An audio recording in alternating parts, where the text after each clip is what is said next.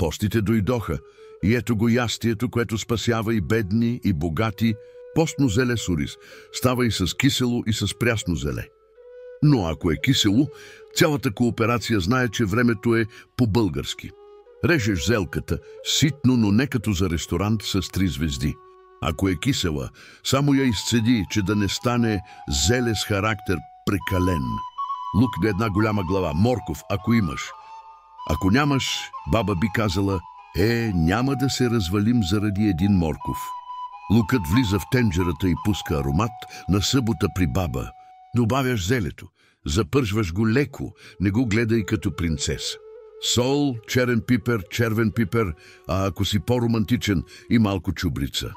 После оризът измит така старателно, сякаш ти посреща свекърва.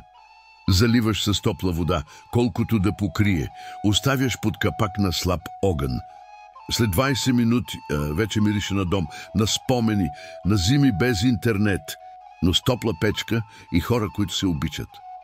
И ако искаш да го докараш до истинския, стария вкус, прехвърляш всичко в тава и го мушкаш във фурната за още 10 минутки, да хване коричка. Онзи златист балкански чар, дето не може да се имитира.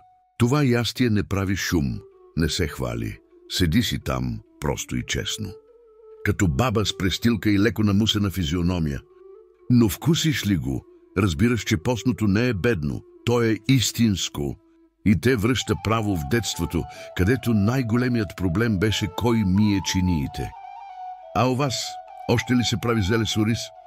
Или чакаш баба да чуе, че си гладен и да тръгне към теб с буркана?